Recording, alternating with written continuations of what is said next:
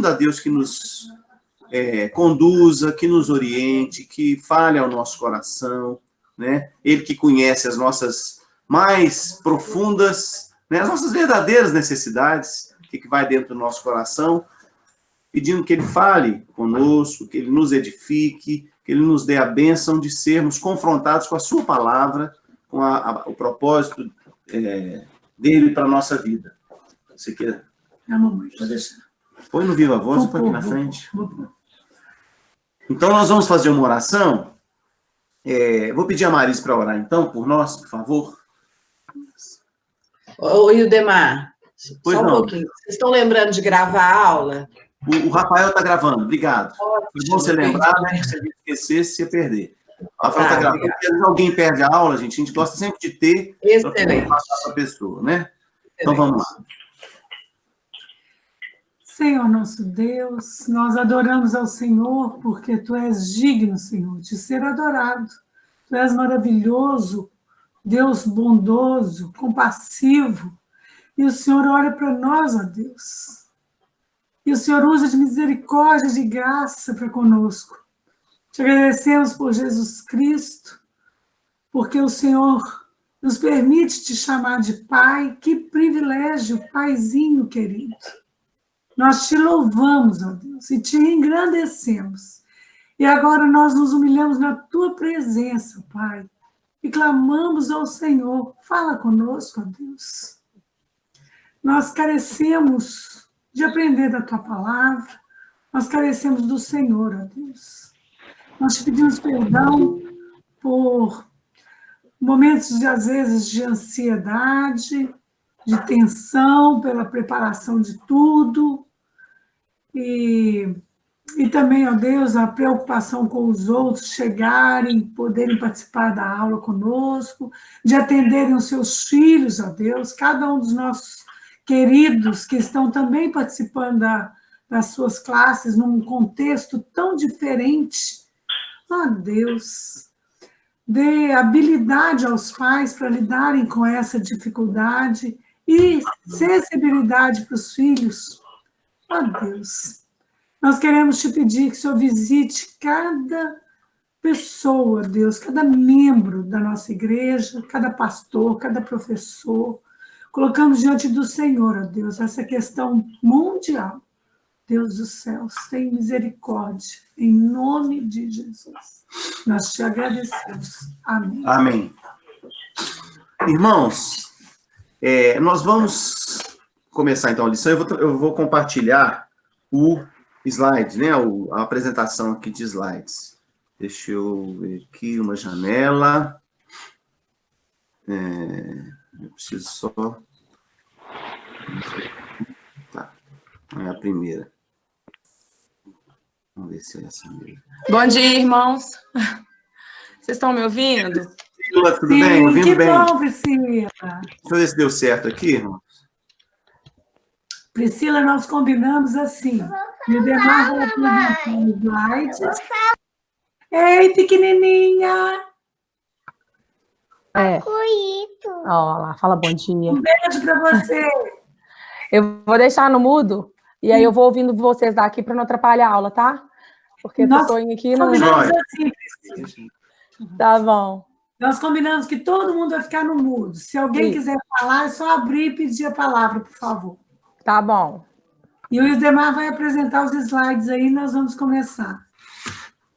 Ok, Priscila? Se você quiser falar, só você tirar o microfone aí. Irmãos queridos, vamos lá. Então, como as pessoas mudam? Nós temos estudado, algumas pessoas estão conosco que não estão acompanhando direto, né? Então, eu vou fazer esse preâmbulo aqui. A gente tem estudado a palavra de Deus, tendo como roteiro esse livro, Como as Pessoas Mudam. E nós estamos, então, nessa aula falando sobre os espinhos, que muitas vezes, né, quando a gente responde de maneira ímpia às circunstâncias da nossa vida, nós produzimos e por que a gente se deixa enredar? Por que a gente cai em pecado? Essa é a pergunta que a gente quer responder nessas duas aulas, né, que a palavra de Deus nos responde. Nós tivemos, então, na aula passada, o início desse assunto, e agora nós vamos tentar fechar. Nós vimos lá o texto de Jeremias 17, 5 a 10. Se alguém não se lembra do texto, eu peço até que abra aí, enquanto a gente estiver desenvolvendo. É aquele texto que fala que é bendito como uma árvore maravilhosa, que dá frutos maravilhosos em todo o tempo. Bendito é o homem que confia no Senhor e cuja esperança é o Senhor. Ele é como uma árvore que está ali perto, que as raízes estão junto às águas. Então, mesmo que haja um tempo ruim, ele dá fruto. E maldito é o homem que confia no homem, né? E que a sua força, né? A sua esperança, a sua segurança está na sua própria força, né? Esse aí é como um espinheiro.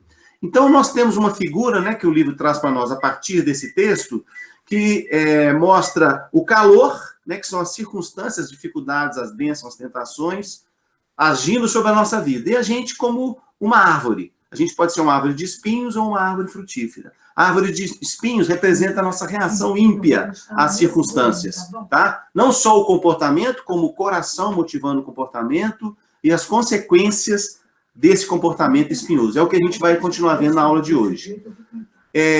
A outra, na figura, né, são 4 elementos. O calor, os espinhos, embaixo nós temos a cruz, né, como um ciclo.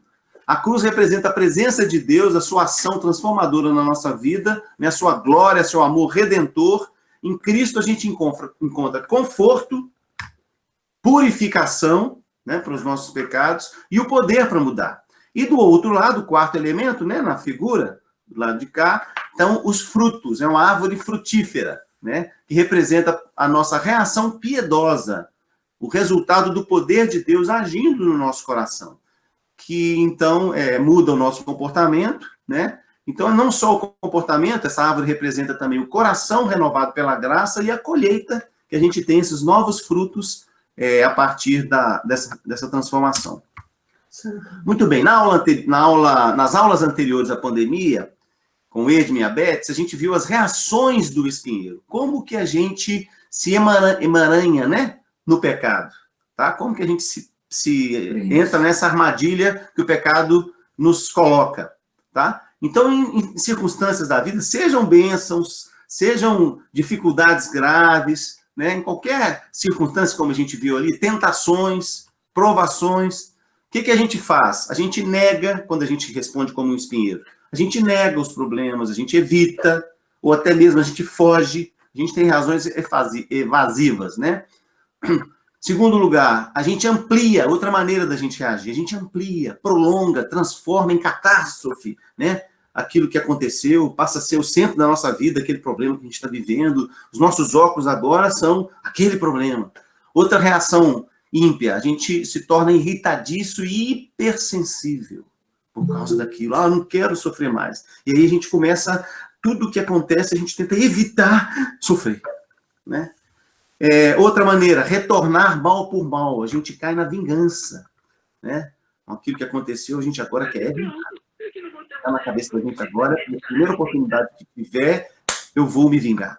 Atolado, a 5ª reação, a gente fica paralisado, aprisionado, né? Como aquela pessoa que não consegue andar para frente nem para trás. Aquilo ali tirou toda a minha energia, todas as minhas forças. Lembra da areia movediça? É isso aí, ó. Isso. E quanto mais a gente se debate, a gente se sente preso, né? Mas aqui mais a gente não ter ação mesmo, a gente fica completamente parado. O Salmo 73 é aquele salmo que o salmista fala que ele quase que desistiu, quando ele começou a ver os ímpios prosperando e todo mundo dando certo, e ele para trás porque ele estava temendo a Deus, né? E a reação pecaminosa que ele mencionou ali é de ficar paralisado, desanimado. E a última aqui é né, que o livro coloca para nós, reação espinhosa, que é das que são comuns, é o desculpar-se, tá? Afirmando a própria retidão, né? A gente entra numa de ficar se desculpando e falar que não é culpa nossa, né? Eu sou muito bom, isso que aconteceu, esse erro aqui não é meu e tal, e sutilmente a gente se torna intolerante e crítico com os outros, né? Começa a botar culpa nos outros daquilo que tem acontecido com a gente. Isso é uma coisa muito comum, especialmente com a gente crente, né? A gente tem uma tendência a ser muito ávido para ver os defeitos, né, ao nosso redor, porque a gente está sendo sempre confrontado com a luz, né? E uma das coisas que acontece é a gente querer botar a culpa em outro e não reconhecer o nosso próprio pecado. E a lição, então, nós vamos continuar falando sobre esse assunto em especial. Muito bem. Na aula passada e hoje, nós vamos tentar responder essa pergunta, né? Por que você se deixa enredar? Por que você peca? Por que você faz as coisas que faz? Eu vou tentar passar rapidamente, eu botei os slides aqui, para a gente tendo uma sequência mais rápida. Se Deus quiser, a gente vai rapidamente rever os pontos principais da aula passada. Nós vimos que não é uma pergunta simples, né? É uma pergunta perturbadora para o cristão. O próprio apóstolo Paulo fala lá, né, em Romanos, na carta aos Romanos, ele de uma maneira muito sincera e transparente, ele fala da luta no seu próprio coração, de que muitas vezes o mal que ele não queria, ele fazia, e o bem que ele queria para agradar a Deus, ele não fazia. E aí ele fala, né, ó desventurado homem que sou, quem me livrará do corpo dessa morte? Usou essa figura, né? E aí ele diz, graças a Deus por Jesus Cristo. Então, em Cristo é que nós temos solução para essa questão tão perturbadora para nós. Por que eu peco? Nós temos nessa pergunta uma pergunta diagnóstico, tá? E diagnóstico é uma coisa muito importante para quem está doente, né? Para quem está precisando de ajuda, para quem está precisando, no nosso caso, de uma mudança. Deus está transformando o nosso coração. O tratamento depende do diagnóstico, né? Na área da medicina, se o médico detecta que alguém está infectado, né? Tem algum problema de infecção, ele vai dar antibiótico. Mas se ele, no diagnóstico, ele concluiu que é um câncer, ele vai ter que dar quimioterapia e outras práticas médicas, não é isso? Imagina se o médico faz um diagnóstico errado. Então, o que vai acontecer? A cura não vai acontecer, né? Então, a cura depende da qualidade do diagnóstico. E na vida espiritual, a mesma coisa. No cuidado com a alma, um diagnóstico errado pode nos levar à morte, né? A frutos de morte. O que nós pecamos? A resposta determinará a cura ou não. Se nós estivermos enganados em relação a essa pergunta, nós não vamos ser curados por Deus. Nós não vamos ser tratados e transformados pelo Senhor. Eu não sei se alguém pediu para entrar aqui, eu vou ter que olhar isso. Deixa eu ver aqui só um instante, irmãos. Será que tem jeito de compartilhar isso com o Rafael? Rafael, você sabe se tem jeito de compartilhar essa responsabilidade com você? Você mandou para o Marcelo, Marise? Com o Marcelo. Meu colega? Não. Tem uma pessoa entrando. Entendi. Tá. Então, queridos,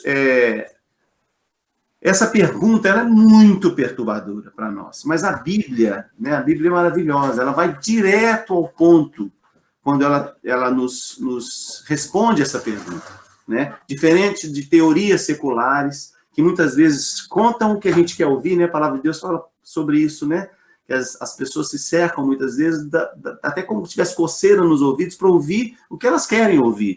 Especialmente quando se fala de pecados, que a gente não quer reconhecer os nossos pecados, né? Nós temos uma tendência soberba, né, a resistir ao que Deus nos fala a respeito de quem nós somos e como nós precisamos da sua graça na nossa vida. Então, não só teorias seculares, mas até muitas teorias cristãs, né, são na linha de não ir direto ao ponto. Nós precisamos da clareza e entendimento das Escrituras, da palavra de Deus, com respeito ao motivo pelo qual fazemos o que fazemos, para a gente encontrar a cura permanente. Nós precisamos da sabedoria e do poder de Deus agindo na nossa vida. Muito bem. E quais são, então, alguns dos diagnósticos e tratamentos comuns em nossa sociedade? A gente viu a história do casal Felipe e Mércia, né? Felipe, um cara super iracundo, que tinha enfrentado problemas no passado e que se defendia sendo um cara bravo, né? E Mércia, que era a esposa dele, que foi sendo oprimida e se sentindo exausta e eles tinham muito problema na vida conjugal e procuraram, né, ajuda. E os diagnósticos que foram feitos ao longo do tempo da vida dele, 20 anos de casado, eram o seguinte. Primeiro, diagnóstico número 1, o problema são as outras pessoas, né? No caso deles, Felipe achava que o problema era a Mércia. Esse é um problema antigo. Nós vimos lá em Gênesis 3, né, versículos 11 a 13, o argumento de Adão, né? Quando Deus chegou para Adão e Eva para confrontá-los por causa do seu pecado de desobedecer a Deus e comer da árvore do conhecimento do bem e do mal, né? Duvidando do amor de Deus, Adão falou, não, a mulher que tu me destes, me deu e eu comi. Ele pôs a culpa em Eva. Então, lançar a culpa, a própria culpa sobre os outros, é a explicação mais natural, né, mais antiga, e confortável para o nosso pecado. Tem sido usada há milhares de anos. Diagnóstico 2. O problema é a família de origem. No caso de casal, então, o problema é a família dela. Ou então eu, né?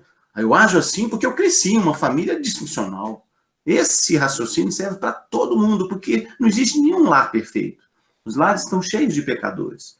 Mas é uma outra maneira da gente botar a culpa em outra pessoa e não em nós mesmos. O diagnóstico, o terceiro, que é comum na nossa sociedade, né? Eu tive um dia ruim. É uma outra interpretação para a nossa propensão em colocar a culpa nos outros. Né? Meu problema são as dificuldades da vida. Hoje o dia foi muito agitado, hoje eu tomei uma fechada lá no trânsito que me destemperou. Né? Esse problema aqui em casa que não resolve e tal, está me deixando... 4. Meu corpo me fez fazer isso. É uma coisa que está cada vez mais popular nos nossos dias, sob o disfarce da ciência médica, porque... algumas pessoas colocam na cabeça, a fraqueza física pode levar você a pecar. E, de fato, né, até fazendo uma observação que é importante, a enfermidade física pode fazer-nos mais inclinados a reações pecaminosas. Mas a Bíblia nunca nos permite lançar a culpa dos nossos pecados em nossos corpos. Mesmo que a ciência provasse uma predisposição fisiológica à ira ou algum outro pecado, isso não justificaria o comportamento. No máximo, poderia nos auxiliar a entender por que certos indivíduos estão mais suscetíveis a certos conflitos, a certos problemas, né? Mas a palavra de Deus não nos permite colocar a culpa, né, nos nossos corpos. E é comum hoje, né, as pessoas, é porque eu não tomei meu remédio, é porque eu não fiz isso, porque eu não dormi, porque... Muito bem. Mas diagnosticando o verdadeiro problema, nós precisamos enfrentá-lo de verdade, né? E precisamos da palavra de Deus para nos auxiliar nisso. Existem muitos outros exemplos de diagnóstico de soluções falsas, orientados ao calor, às condições externas. Esses são só os mais comuns para explicar e desculpar comportamentos. São diagnósticos ineficazes. Por quê? Porque apontam para o calor. Eles não vão para a árvore e para a raiz, né? Eles vão para as circunstâncias. Logo, as soluções apontam para mudanças nas circunstâncias externas. Se eu acredito que o meu problema real são as outras pessoas, o que eu acho que eu preciso fazer? Eu preciso mudá-las ou evitá-las. Se o problema real é a família de origem, eu preciso me afastar, encontrar outros que me adotem. Se o meu problema é o sofrimento, eu preciso encontrar quem proporciona um consolo sem fim. Se o meu problema é o meu corpo, eu preciso dormir mais, encontrar os remédios certos. Se o meu problema são necessidades insatisfeitas, o que eu preciso fazer? Me preencher com o que está faltando. Então, esse tipo de diagnóstico não traz soluções permanentes, mudanças permanentes. Diagnosticando o verdadeiro problema. Condições externas têm o poder de influenciar muito a nossa vida, mas elas são oportunidade e não causa para o pecado. Gênesis 4:7 é o texto que a Marisa citou, né? Quando Deus disse para Caim, quando ele ficou com inveja... Eu citei domingo passado, gente. Isso, domingo passado a Marisa citou, quando Caim ficou com inveja e até com raiva e rancor contra o seu irmão, porque a oferta dele tinha sido aceita por Deus e a de Caim não.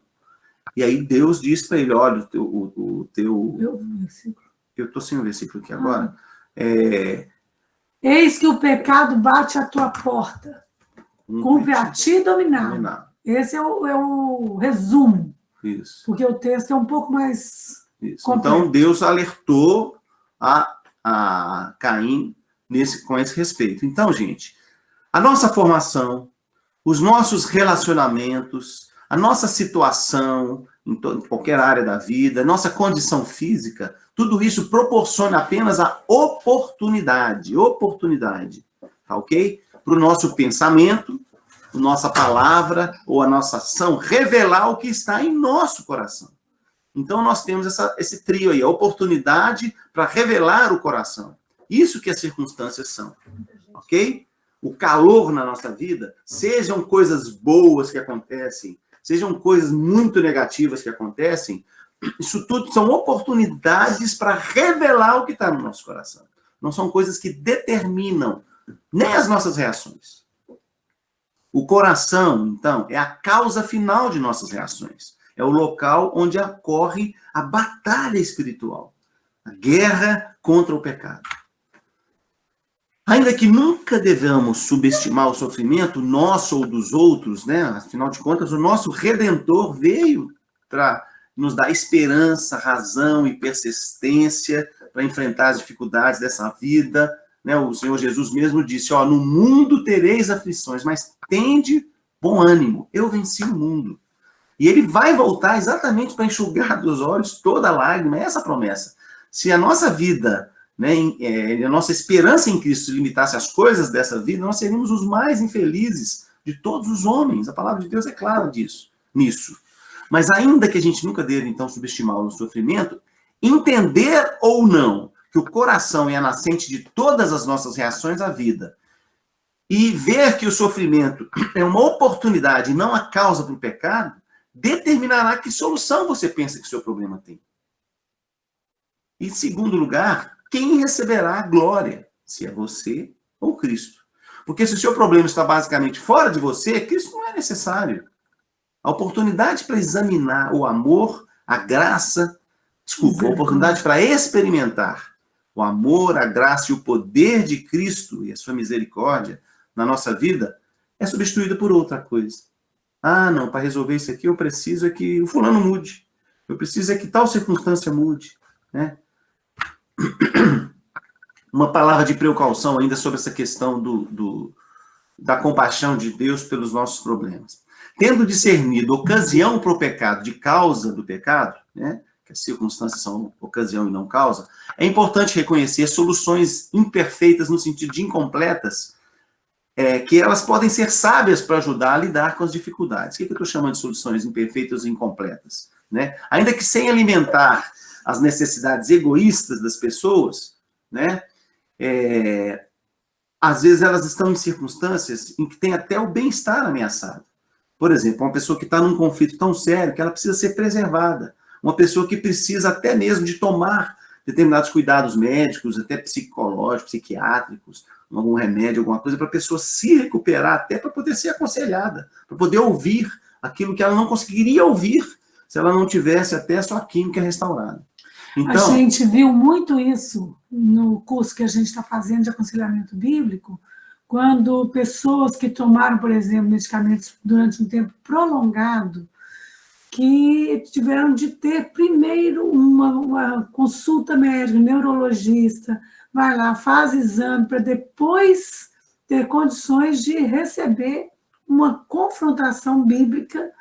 É lógico que nesse período todo existe uma confrontação bíblica, mas de suporte e de socorro, e não de desânimo e de ataque, né? Claro. Então, nós vemos os milagres que Jesus fez. Ali fica muito claro, quando a gente lê, examina, né, medita naquilo que a palavra de Deus nos ensina, que os milagres não foram somente para autenticar, né, a divindade de Jesus. Foram também demonstrações de compaixão, de socorro. Mas sempre, vocês se lembram lá quando Jesus curou a pessoa que era paralítica, a pessoa que era cega, né? Ele mostrava que a questão era mais profunda. A questão maior era o perdão dos pecados, era a transformação do coração, né? Então, Lucas 6, 43 a 45, a gente vê sobre isso, sobre a importância da mudança do coração.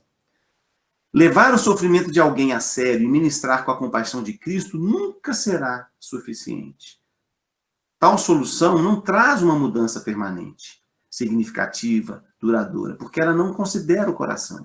Se alguém está passando fome, né? Nós até citamos isso aqui em casa essa semana, ontem.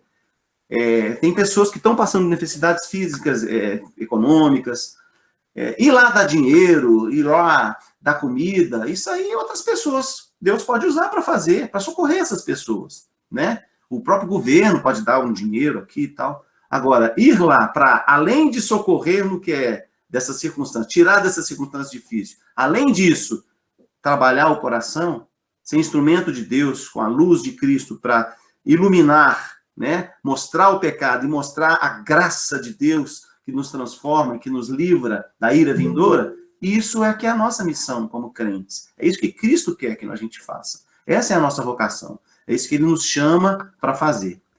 Então, Cristo se torna desnecessário, somente parte da solução, se a gente vai lá e só demonstra compaixão ao problema que a pessoa tem. O que nós aprendemos na Bíblia, então? O meu problema real não é psicológico, né? Baixa autoestima, necessidades não satisfeitas. Meu problema não é social, relacionamentos ou influências ruins que eu tenho. Esse que é o problema. Não é fisiológico. Está no meu corpo, eu tenho uma deficiência, eu tenho uma dificuldade, assim, um assado.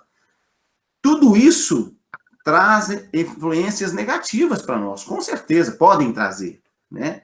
Uma pessoa que tem determinadas dificuldades, ela vai ter influência disso na sua vida. Mas esse não é o real problema. O problema real é espiritual. O meu pecado ocorre por causa do meu coração errante, enganoso, desesperadamente corrupto, que é o que a palavra de Deus nos ensina. A última coisa que queremos admitir é a culpa é minha, né? As palavras difíceis de dizer, né? Eu estava errado. Reconhecer o nosso pecado é algo muito difícil para nós. Reconhecer a nossa necessidade de Cristo. Esse é o nosso maior problema. Eu substituí Cristo por outra coisa. O meu coração, então, está sem esperança e sem poder. Porque ao invés de descansar em Cristo, ao invés de me satisfazer em Deus, né, de não temer nada a não ser o meu Deus, eu substituí por outra coisa. Seja o que for, alguém, alguma coisa que eu quero, algum alvo. Então é uma enfermidade de adoração. Eu não adoro a Deus. Acima de todas as coisas, amo ao Senhor, sobretudo, com todo o meu ser. É uma enfermidade de adoração. E a gente terminou a aula falando sobre isso. Que aqui, nos 10 mandamentos, né, em Deuteronômio 5, de 6 a 21, nós temos os 10 mandamentos.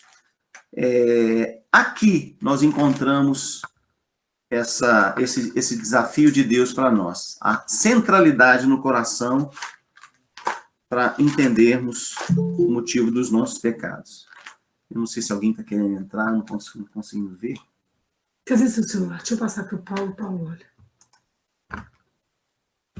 Eu acho que não pode olhar mais não. Irmãos, eu vou tentar só isso, entrar aqui para ver se alguém está tentando entrar.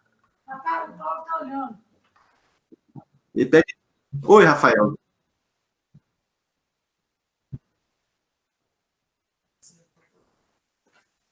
Ah, entendi. Boa sugestão, hein?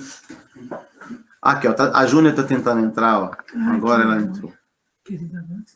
Então eu vou ter que apresentar pelo outro, né, Rafael? Deixa eu tentar fazer. Ah, mas eu não tenho slide lá. Ah, não. Hoje não vai dar conta. Deixa eu continuar daqui. Hoje, a próxima vez, eu vou seguir sua sugestão, viu, Rafael? Que eu gostei. Sabe por quê, gente? Porque o que aconteceu foi que... pediu, tá entrando. Jóia, acho que deu certinho. Oi, Júnior, seja bem-vinda. Desculpa a demora, eu custei a conseguir entender que você estava tentando entrar, viu? Nós somos todos com o microfone mutado. Querido. Oi. Vamos lá, deixa eu ver se eu consigo agora fazer de novo. Agora vai dar.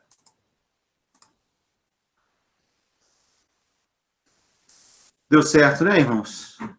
Deu certinho? Deixa eu só voltar onde eu estava.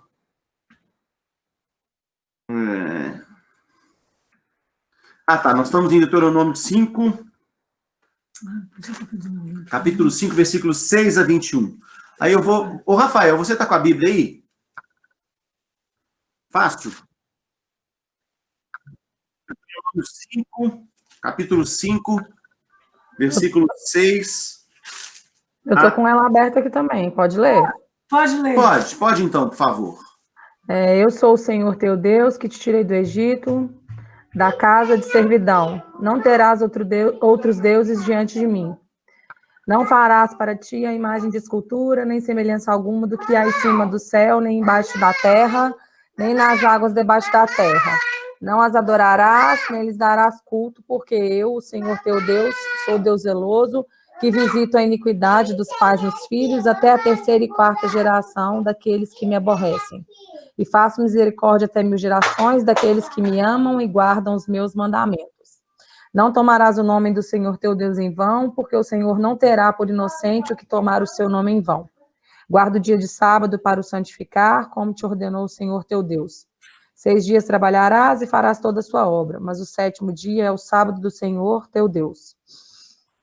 Não farás nenhum trabalho, nem tu, nem teu filho, nem tua filha, nem teu servo, nem a tua serva, nem o teu boi, nem o teu jumento, nem animal algum teu, nem o estrangeiro das tuas portas para dentro, para que o teu servo e a tua serva descansem como tu. Porque tu lembrarás que foste servo na terra do Egito e que o Senhor, teu Deus, te tirou dali com a mão poderosa e braço estendido, pelo que o Senhor, teu Deus, te ordenou que guardasse o dia de sábado. Honra o teu pai e a tua mãe, como o Senhor, teu Deus, te ordenou, para que se prolongue os teus dias e para que te vá bem na terra que o Senhor, teu Deus, te dá. Não matarás, não adulterarás, não furtarás. Não dirás falso testemunho contra o teu próximo. Não cobiçarás a mulher do teu próximo. Não desejarás a casa do teu próximo, nem o seu campo, nem o seu servo, nem a sua serva, nem o seu boi, nem o seu jumento, nem coisa alguma do teu próximo. Ótimo, obrigado, viu, Priscila? Então, irmãos, vamos fazer agora um estudo que, com essas coisas em mente, dos 10 mandamentos, tá? Talvez não seja onde a gente esperaria encontrar uma ênfase na centralidade do coração, mas observando com cuidado a gente percebe isso, né? Uma das coisas que eu queria chamar a atenção para esse estudo, né? Essa análise aqui dos 10 mandamentos, é que a gente tem um foco nos 3 primeiros mandamentos. Que foco é esse? A quem cultuar, no que cultuar, e a ordem dos mandamentos é importante, porque elas focam nessa tendência que nós temos à idolatria, ok? O texto de Deuteronômio 6, de 4 e 5, se o Rafael tiver com a Bíblia fácil aí, Rafael, agora, vê para a gente, 6, 4 e 5. Ela mostra essa essência, né, dos 3 mandamentos, a ênfase na centralidade da adoração, do culto a Deus. Lê para a gente, por favor.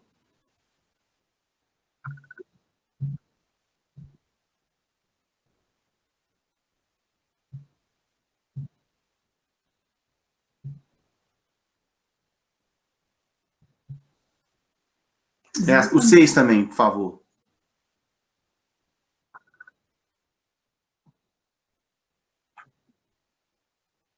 Isso, e aí ele vai continuar o texto que a gente conhece bastante, né, que fala sobre inculcar os filhos e espalhar para todo lado, né? Mas primeiro tem que estar no nosso coração o quê?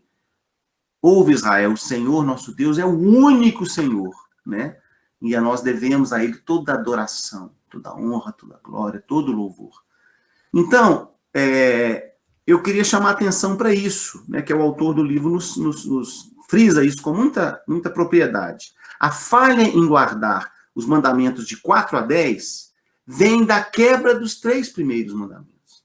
É porque nós substituímos a adoração a Deus, né, por outra coisa que a gente acha que vai nos satisfazer, é que a gente descumpre os mandamentos de 4 a 10. Tá? Então, as suas reações espinhosas, pecaminosas à vida, nascem de um coração que se desviou para cultuar outra coisa, que não a Deus. Então, vamos ver a questão do povo de Israel. Eles foram libertos da escravidão do Egito, né? O povo de Israel foi quem primeiro ouviu os 10 mandamentos. A quem foi entregue, né, os 10 mandamentos. Presta atenção, queridos. Eles foram preparados por Deus para presenciar tudo que eles presenciaram.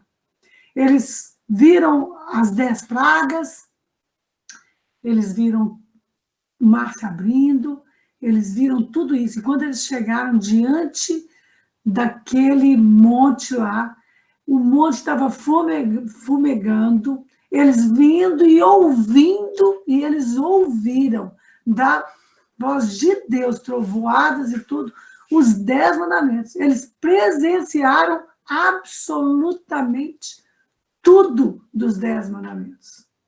E aí, qual foi a reação deles? Não damos conta. Deixa Moisés assumir isso. Bom, mas então o que eles haviam encontrado? Desculpa, qual que era o foco da advertência de Deus a eles naquele momento ali? Né? Depois de ter passado por tudo que eles passaram, provações, tentações, inimigos, sofrimentos, e Deus do lado deles. A advertência de Deus focava em quê? O que eles encontrariam no futuro, o que eles já tinham encontrado? Não. A preocupação de Deus era quem eles iriam adorar. A maior batalha ali era pelos corações. Deus estava interessado no coração deles. O que é que estava ali no coração deles? E não que circunstâncias eles iam enfrentar. Ok? Então, mesmo após a visão dos milagres de Moisés, a experiência do amor de Deus, Deus mostrava ali que eles seriam tentados a cultuar e entesourar outras coisas, e não a Deus. O tesouro maior da vida deles, a tentação seria ser outra coisa, que não o Deus maravilhoso que eles passavam a conhecer ali. Se não permanecessem fiéis e leais ao Senhor, o que ia acontecer? Eles iam entrar na terra prometida e as coisas que aconteceriam ali seriam oportunidades às tentações e ao pecado. Era o que Deus estava advertindo. Bom, então vamos ver os mandamentos de 4 a 10, ver como que a gente percebe isso de maneira clara. Olha só, por que os israelitas frequentemente deixavam de guardar os mandamentos 4 a 10 e por que eu e você deixamos de obedecê-los? Vamos analisar isso refletindo nessas perguntas. O quarto mandamento, o que é o quarto mandamento? Guarde o sábado. O cerne do quarto mandamento, o que é? Um chamado de Deus para honrar e obedecê-lo em sua adoração, né? Trabalho e descanso. Então, quando a gente guarda o sábado, a gente está honrando e obedecendo a Deus ao adorá-lo e também trabalhar e descansar em Deus. Eu não dependo do meu trabalho, eu dependo de Deus. Por isso eu posso descansar no domingo. Quando eu quebro os mandamentos 1 a 3, o que eu faço? Eu adoro e sirvo a mim mesmo e uso o meu tempo para o meu interesse. Eu faço do meu trabalho o meu Deus e me defino pela minha carreira. Se alguém perguntar para você, né? Tem uma cena de um filme que eu não estou lembrando agora o nome, que a gente viu recentemente, que uma pessoa pergunta para outra lá, e aí, quem que é você? Me fala sobre você. Aí a pessoa é crente, inclusive foi fazer visita lá, ao outro, no hospital, e começa a falar, não, eu sou profissional disso, daquilo, tal. Não, me fala de uma maneira um pouco mais, quero conhecer um pouco mais de você, mais íntima. Aí continua, não, eu tive esse trabalho assim, assado, consegui aquilo, tal. Mas em nenhum momento a pessoa falou que era um pecador salvo por Jesus, transformado pela graça de Deus, alcançado por Deus. Aí o que estava sendo visitado confronta ele em relação a isso. Né? Você se define pelo quê? Quem é você? Então, muitas vezes, quando a gente não guarda o sábado do Senhor, nós o fazemos por quê? Porque nós não estamos percebendo que a nossa vida está centrada em Deus. Né? E tudo o que fizer, seja em palavra, seja em ação, fazer em nome do Senhor Jesus, dando por ele graças a Deus Pai, né? O que a gente for fazer, saio, né? Nós devemos fazer como para o Senhor e não para os homens, né? Porque é do Senhor que nós vamos receber a recompensa. Então eu levo a paz e o conforto pessoal acima de Deus, quando eu não guardo o sábado. O quinto mandamento, honre seu pai e sua mãe. O cerne do quinto mandamento é honrar e obedecer a Deus por meio do respeito aos que têm autoridade. Esse é o cerne do quinto mandamento. Quando eu quebro os mandamentos 1 a 3, a minha vontade e honra se tornam prioritários. Eu sou capaz de ofender a minha mãe, de ofender o meu pai, se eu quebro os 3 primeiros mandamentos. Sexto mandamento, não matarás. Só um instantinho. Os fariseus, né, eles negavam socorro aos pais, alegando que estava levando oferta para o templo. Então, o sexto mandamento, não matarás. O cerne é honrar e obedecer a Deus, amando, servindo e perdoando aos outros. Então, a ideia não é assim, não mate, não, é ame. Mais do que o não mate é amar. Mas se eu quebro os 3 primeiros mandamentos, eu exijo ser amado e servido por todos. Quando outros erram comigo, eu exijo vingança. Às vezes eu não mato com um tiro, mas eu desprezo, eu mato com as palavras, né? Eu acabo com o outro. Sétimo, não adulterarás. O cerne é honrar e obedecer a Deus, permanecendo puro sexualmente e honrando as minhas promessas aos outros. Mas quando eu quebro os 3 primeiros mandamentos, os meus prazeres me dominam. O meu ídolo é o meu prazer, né? Você merece ser feliz. 8º mandamento, não furtarás. O cerne é honrar e obedecer a Deus, compartilhando liberal e alegremente os meus recursos. Uma das demonstrações, né, claras, evidências de que Deus transformou a vida de um ladrão é que, ao invés de furtar, ele agora trabalha para ajudar quem precisa. Não é mesmo? Quando eu quebro os mandamentos 1 a 3, eu desejo as coisas para mim mesmo. Eu não estou pronto para compartilhar e para socorrer. 9º mandamento, não dirás falso testemunho. O cerne é honrar e obedecer a Deus, falando sinceramente, de modo construtivo. O Novo Testamento fala muito sobre isso também, né, da nossa língua, da nossa palavra. Eu preciso do celular, tá? Por favor. Quando eu quebro os mandamentos 1 a 3, as minhas palavras são usadas para que eu pareça bom e você mal. Em vez de usar a palavra para edificar, para construir, para ser uma bênção, né, para transmitir graça, eu quero parecer bom e você mal. Eu sou capaz de mentir para poder parecer melhor. Ainda que eu minto para mim mesmo, né? Sem ficar falando dos outros. E o 10º mandamento, não cobiçarás. O cerne é honrar e obedecer a Deus por meio de me regozijar nas bênçãos dos outros.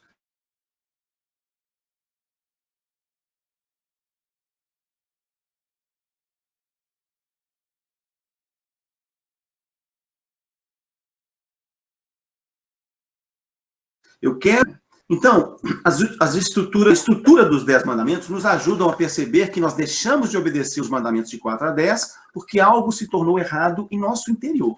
Nós envolvemos o nosso coração em algo mais que não o Senhor.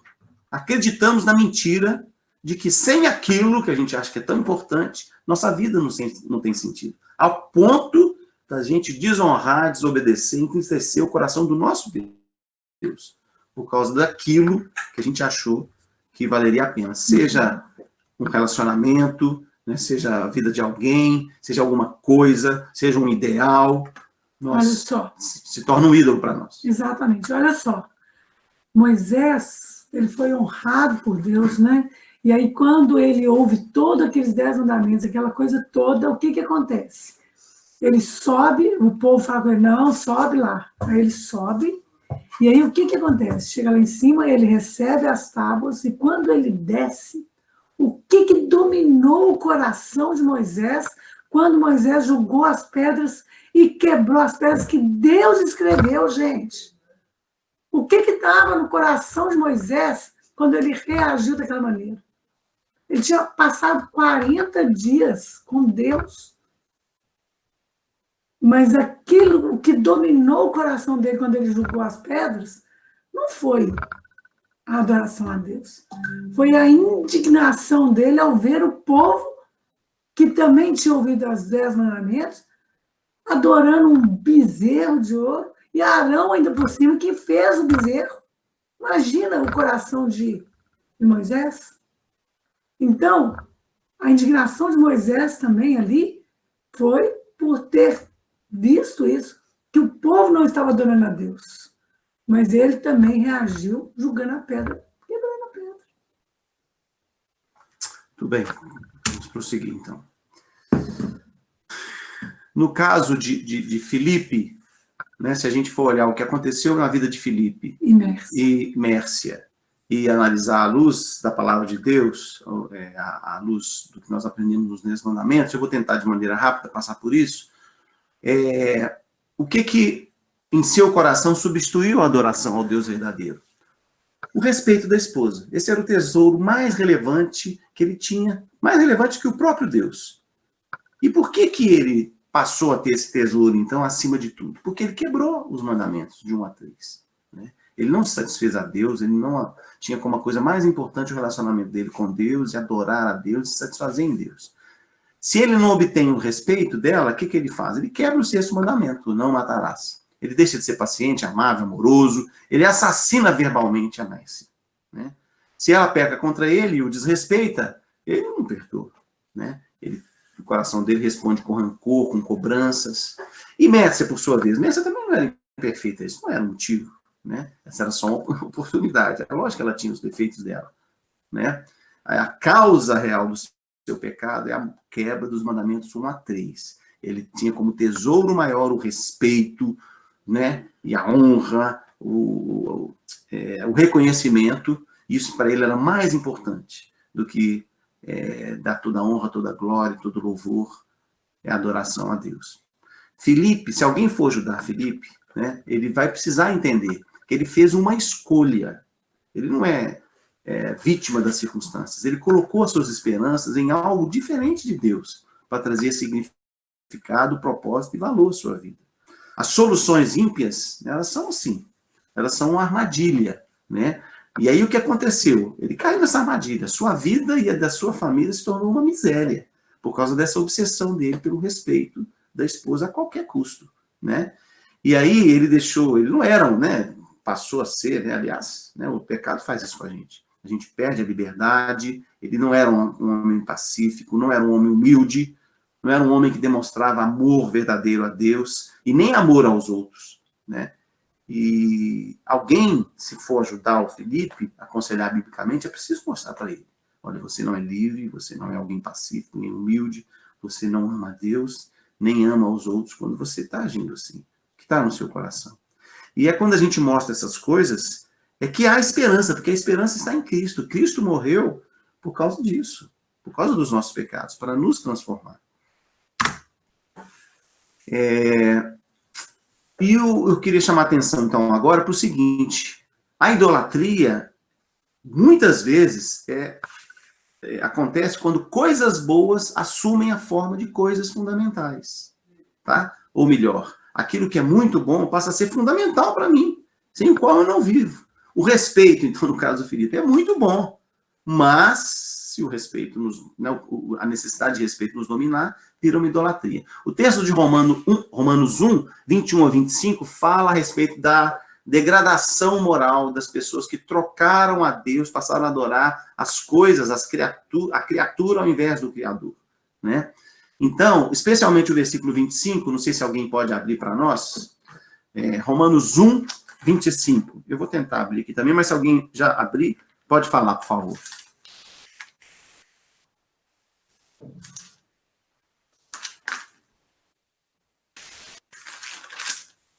Eu vou ler, tá, irmãos? Pois eles mudaram a verdade de Deus em mentira, adorando e servindo a criatura em lugar do Criador, o qual é bendito eternamente. Amém.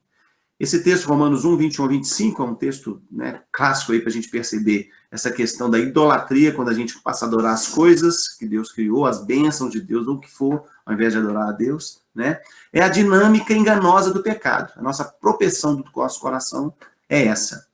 Todas as coisas criadas são boas. Nós vimos lá em Gênesis, capítulo 1, né? Tudo que Deus criou, ele falou, viu Deus que era bom. Né? E no caso do homem e a mulher, muito bom. Não são pecaminosas em si as coisas criadas, mas se tornam ídolos quando as deixamos ao lugar que somente Deus pode ocupar. Né? Nós colocamos essas coisas no lugar de Deus, idolatria. Exemplos. Um pai pode ser exigente, porque ele quer que o filho seja, né, uma pessoa responsável, obediente, temente a Deus, mas quando isso toma o seu coração de uma maneira desequilibrada, né, quando isso aí passa a ser a coisa mais importante, o respeito que ele tem que ter dos filhos, né, ele precisa desse respeito, aí ele começa a idolatrar, né, esse alvo, né, ou a sua exigência. O jovem que busca uma esposa, ter uma esposa é uma coisa ótima, maravilhosa, uma bênção de Deus, mas se isso dominar o seu coração, isso pode ser um laço do diabo. Mesma coisa uma mulher talentosa no trabalho, mas se a mulher começa a trabalhar, a se destacar no trabalho e negligencia o seu trabalho em casa, isso pode acontecer com o homem também. A gente fala para a mulher porque a mulher é quem cuida do lar, né, de uma maneira mais próxima dos filhos, ainda mais próxima do que os pais. Mas se ela, então, começa... Que é uma coisa ótima, a mulher ser talentosa, se destacar em alguma coisa, mas se isso passa a ser uma coisa mais importante do que cumprir a sua missão de mãe, né, de esposa, aí está um pecado. Então, quando isso ocorre, espinhos, reações pecaminosas é que são vistos na nossa vida. Filipe, então, no caso dele, creu na mentira, que o respeito é mais valioso do que Deus.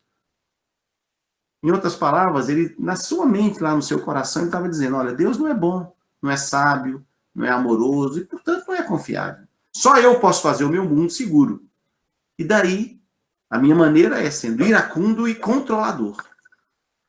Se a gente desculpasse Filipe, como foi feito, nós vimos na história deles, e começar a acusar a Mércia, você tem que ser mais compreensivo, você não é compreensivo com ele foi abusado quando era criança e tudo mais, você não tem paciência com ele, né? É a mesma coisa que tentar apagar fogo com gasolina, é só piorar a situação, que foi o que aconteceu na vida deles. Felipe precisa de aconselhamento bíblico, de conforto, de esperança. Em primeiro lugar, é preciso mostrar para ele a seriedade do seu pecado, sua reação ímpia. É lógico que Mércia também, né? Ela não pode ter um coração vingativo, ela precisa do perdão, né? Precisa ter um coração perdoador. Então, seria necessário mostrar para Filipe que aquele abuso sexual, aquele calor na vida dele, aquilo não o tornou um pecador, né? Aquilo foi uma coisa grave que aconteceu na vida dele, mas ele precisa levar isso aos pés do Senhor, colocar isso diante de Deus. Ele precisa reconhecer a sua culpa, não pelos pecados contra ele, mas pelas suas reações pecaminosas, porque ele escolheu, né, reagir da maneira como ele reagiu e vinha reagindo da maneira como ele reage. É preciso, então, que ele se arrependa. Vendo o seu pecado, ele se arrependa do seu pecado. Não é fácil. Ele certamente precisaria, como a gente precisa muitas vezes na nossa vida, da ajuda de alguém para reconhecer o nosso pecado, para nos arrependermos e para perseverar. Imagina Filipe lutando, né, contra o pecado. Ele ia precisar de gente para ajudá-lo, orar com ele, né, aconselhá-lo, acompanhá-lo. Bom, aí a gente queria fechar a lição, nós vamos ter que andar rapidinho, vou tentar nos 10 minutos fechar, com o texto de Tiago 4, de 1 a 10. É um texto bem conhecido mesmo, né, de onde procedem as guerras que há entre vós.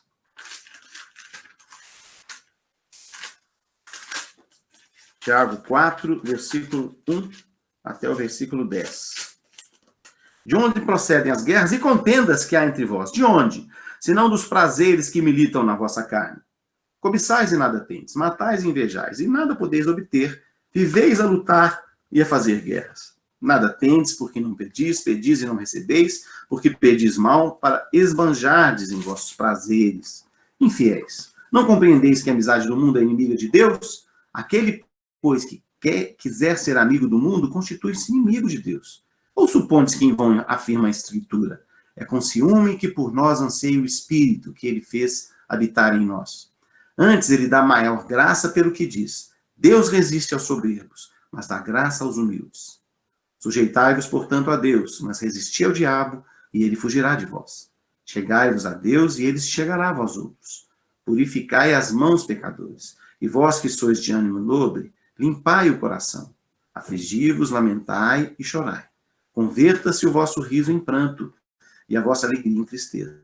Humilhai-vos na presença do Senhor, e ele vos exaltará.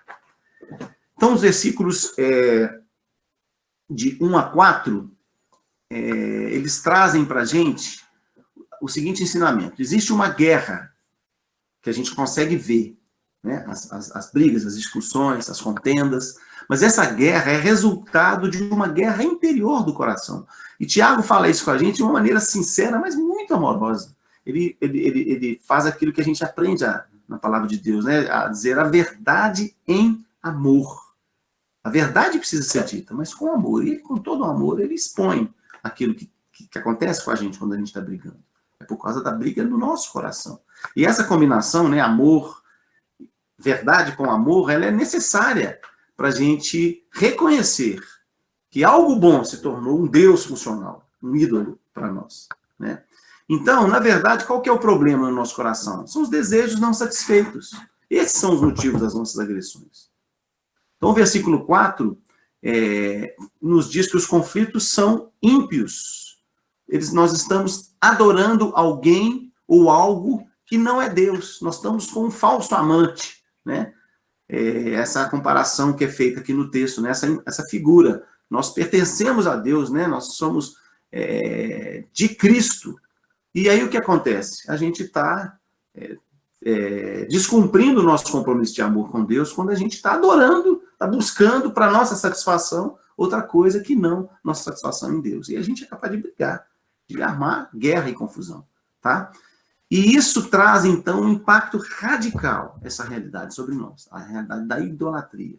Por quê? Porque quando eu vejo a idolatria do meu coração, aí eu percebo que eu preciso do Evangelho, que eu preciso de Cristo, que eu preciso da ação do Espírito Santo na minha vida. Só quando eu percebo isso é que eu vejo, aí eu posso dizer como o apóstolo Paulo, graças a Deus por Jesus Cristo. Então, irmãos, os espinhos vêm de ídolos, substitutos de Deus, da cobiça que está dominante no nosso coração. Então, nós precisamos de transformação. Nós precisamos, quando a gente entende isso, né, nós entendemos que nós precisamos dessa transformação, e aí a gente passa a ter fome e sede da graça de Deus sobre a nossa vida. O texto continua, no versículo 5 a 10, né? E no 5 a 6 fala que Deus é um Deus zeloso em recapturar as nossas afeições. Quando a gente vê nos filmes e tal, né, normalmente é o marido traído, ou até um namorado traído, né, que a namorada feriu o outro e tal, a tendência qual que é? É o cara ir lá para matar o outro e tal, e se vingar. Mas o nosso Deus, quando fala, o texto fala de ciúme, né? A gente pode colocar a palavra do zelo de Deus por nós, pelo amor para conosco, porque nos associa, né, com uma coisa que é mais próximo do que efetivamente acontece de Deus para conosco, né? Deus se esforça por nos recapturar as nossas afeições a Ele. É uma obra maravilhosa do Espírito essa, não é? Quando a gente está em pecado, o Espírito Santo de Deus nos constrange, pelo seu amor, a nos arrependermos e nos voltarmos para Deus. E olha, Deus fará o que for necessário, até mesmo permitir coisas difíceis na nossa vida, para que a gente se volte para Ele, humildemente, reconhecendo a nossa necessidade da graça de Deus sobre nós. O versículo 7 a 10 fala lá, né, de um convite, né, um convite de Deus. Volte-se para Deus em humilde arrependimento. Então nós vamos receber a graça e a misericórdia de Deus. Lá, tem duas frases ali, né, que a gente precisa destacar. A primeira é: limpai o coração. Limpai o coração. Isso é essencial para que a gente cresça na graça de Deus. Limpar o coração. Nós sabemos que nosso comportamento, as nossas reações, elas são frutos do que está no nosso coração. Então, o apelo de Deus, o apelo do Espírito Santo para a nossa vida é esse. Reconheça o seu pecado. Perceba a necessidade que você tem de perdão, da graça, da misericórdia de Deus agindo na sua vida. E aí eu perguntaria para você, assim como eu pergunto para mim mesmo, o que alimenta as reações ímpias na sua vida? O que está no seu coração? Quais os motivos? Por que você faz o que você faz? E a segunda frase ali: purificai as mãos. Aí é a parte do comportamento, do que eu faço, né? Do meu trabalho, em todo sentido da palavra trabalho. Troque as reações pecaminosas por reações piedosas. É claro que isso só vai acontecer, só deve acontecer da maneira como Deus quer, se o coração estiver limpo, né? Não faz sentido a gente ter um comportamento que engane, né? É importante demais que o nosso comportamento seja resultado de coração limpo. E aí, troque as reações pecaminosas, os espinhos, por reações piedosas, por frutos. E aí a pergunta: o que você tem permitido tornar-se mais atraente do que o Senhor na sua vida? De tal maneira que você é capaz de brigar, de xingar, de fazer o que for para ter aquilo que é tão atraente. Mais do que... não fazer nada, né? Ficar apático, sim. Mais do que a satisfação que a gente tem em Deus. Ou o que tem te paralisado? Crescimento cristão é a batalha, ele vem pela batalha espiritual. Né? A Bíblia é muito clara nisso. Né? A Bíblia nos ensina que a vida com Cristo não é um mar de rosas. Você aceitou a Cristo, entregou a sua vida, então acabou. Você não tem mais problemas. Não. Problemas, dificuldades. No mundo tereis aflições, mas tende bom ânimo. Eu venci o mundo. Nós tomamos o socorro de Deus. E eu queria te dizer que vale a pena o trabalho investigativo. Aí o Marcelo saberia falar isso melhor do que todo mundo, né? A importância do trabalho investigativo. Você resolveu um problema lá, descobriu o ladrão, quem foi, que roubou, quem que fez, quem que matou, não sei o quê, tem que investigar. Onde é que veio esse problema? Na nossa vida, investigar o nosso coração, à luz das Escrituras, humildemente reconhecendo também com alegria o poder de Deus, na graça de Deus na nossa vida, isso é fundamental. Então eu vou fechar aqui com as perguntas raio-x. Nós vamos mandar para vocês, assim como a gente mandou o convite, ao final da aula, nós vamos mandar para vocês umas perguntas que tem no livro lá, e essas perguntas vão nos ajudar a examinar o nosso coração, tá? O nosso coração e também as nossas atitudes, né? A limpar o coração e a purificar as mãos. Como nós falamos, né, o crescimento cristão vem numa batalha espiritual. O texto de Hebreus 12:4 diz, ora, na vossa luta contra o pecado, ainda não tendes resistido até o sangue. Olha só, resistir até o sangue. Uma imagem de guerra mesmo, né? No futebol, às vezes a gente usa isso, né, Edmar? O cara, você não tá dando sangue nenhum, vamos dar sangue! E é um esforço de verdade. E vale a pena esse trabalho investigativo. E a pergunta, então, é o que nos afasta desse Deus glorioso? As perguntas do tipo raio-x, que eu vou passar para vocês, vão nos ajudar a ver isso, tá? E os alvos dessas perguntas, né? A primeira coisa que eu queria colocar é que é a necessidade de um arrependimento verdadeiro. A gente quer com essas perguntas que a gente possa ver o que realmente encobre, o que é que está de pecado no nosso coração, o que precisa ser mudado por Deus. Eu falei o encobre porque eu citei ali o texto, né? O que encobre as suas transgressões jamais prosperará, mas o que as confessa e deixa alcançará a misericórdia. Provérbios 28:13.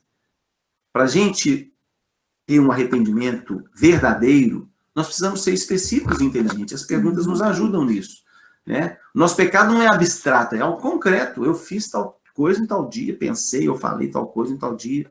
E a gente também deve pedir perdão no varejo, não é no atacado. Né? Ó, Deus, perdoa a multidão dos meus pecados. Poxa, multidão dos pecados. Não é assim. Precisa a gente reconhecer os nossos pecados diante de Deus. É esse trato que Deus quer fazer com a gente. Inclusive, se a gente for lembrar dos textos bíblicos, no Velho Testamento, os pecados confessados e os sacrifícios realizados eram extremamente minuciosos.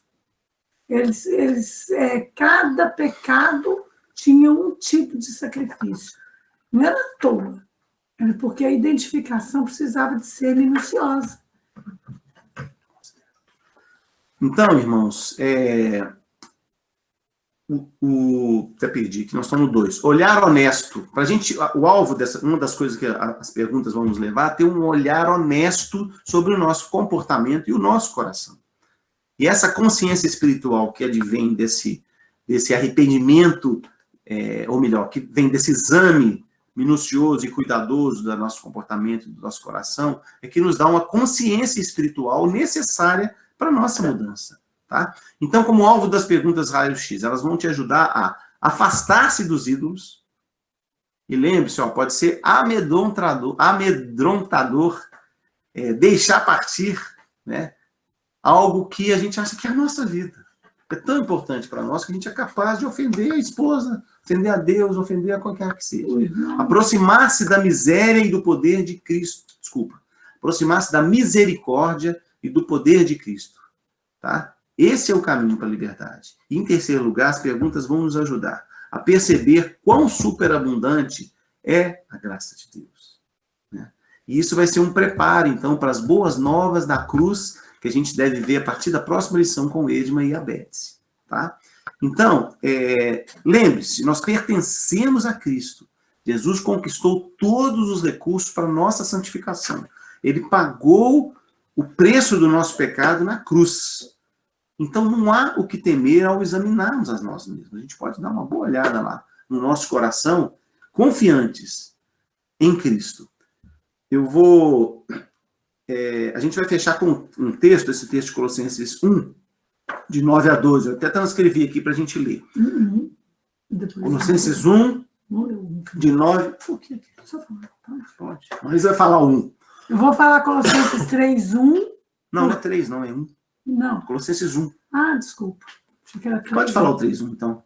É porque o 3:1 é isso, olha. Se depois de fazermos toda essa avaliação, a gente vai reparar que precisamos morrer para ressuscitar em Cristo. Então, Colossenses 3:1 fala assim: portanto, se fostes ressuscitados com Cristo, buscai as coisas lá do alto, onde Cristo vive sentado à direita de Deus Pai. Pensai nas coisas lá do alto e não nas que são aqui da terra. Isso. Então, antes da gente ler esse texto, irmãos, eu vou mandar para vocês todas as perguntas, né? Se Deus quiser, Marisa vai mandar daqui a pouco. Mas eu queria fechar também compartilhando com os irmãos como foi importante para nós, para mim, né? Pessoalmente. Ontem eu fiquei muito apertado aqui com tanto de coisa que eu tinha que fazer, ou melhor, a maneira como eu organizei o tempo, e eu fui gastando o tempo até preparando essa lição, que é uma coisa boa, né? Uma coisa boa, preparar a lição, preparar bem a lição, né? E tem, inclusive, reconhecimento dos alunos de que houve uma lição que foi uma lição bem preparada, de ver Deus agindo na minha própria vida, na vida dos irmãos, à luz do que nós estamos vendo na palavra dele, né? Isso é uma coisa boa. Só que essas perguntas também me ajudaram a perceber que eu caí em pecado com respeito a isso, porque eu deixei isso tomar um lugar no meu coração que não era devido. Eu comecei a adorar, vamos dizer assim, né?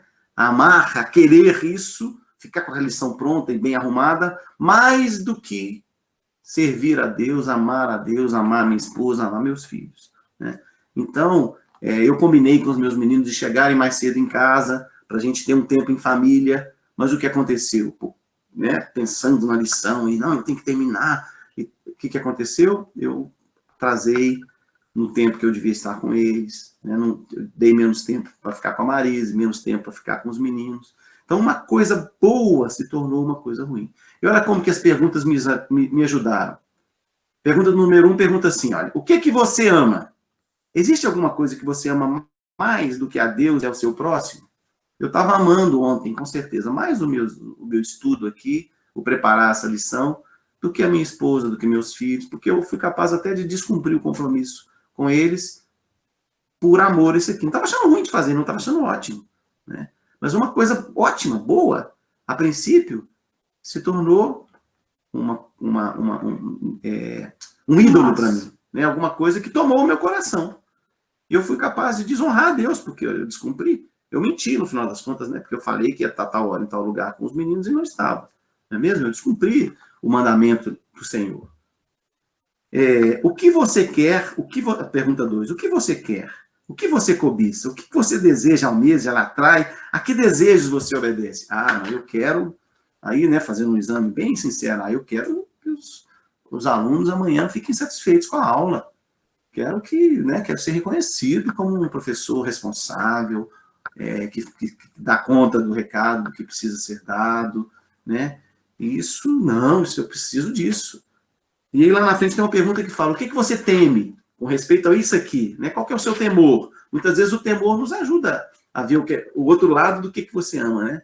Nossa, se eu chegar amanhã e não tiver preparado a aula, tiver tudo certinho, se não tiver a coisa bem direcionada, vai ser uma vergonha, né? Vai ser muito triste, não quer na aula nem mais ou menos, quer aula boa, né? Então, irmãos, essas perguntas, em que você deposita suas esperanças? Ao redor do que você tem construído a sua vida.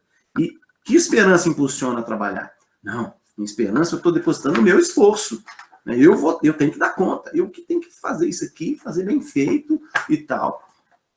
Então, essas perguntas, irmãos, me ajudaram a ver claramente o meu pecado. Então, ao final do dia, nós juntamos para fazer o nosso culto, e eu abri o meu coração para os meninos, para a Marisa, né? Os meninos tinham feito outros compromissos para estar com a gente, e eu falei com eles, olha, meus filhos, eu peço a vocês perdão, porque o papai, querendo fazer a lição lá, me envolvi com a lição, querendo ser reconhecido pelos alunos, querendo cumprir alguma coisa que eu tinha colocado no meu coração, e também querendo tirar atraso de coisas que eu já podia ter feito antes e que eu não tinha feito, poderia ter me preparado com mais antecedência ainda, poderia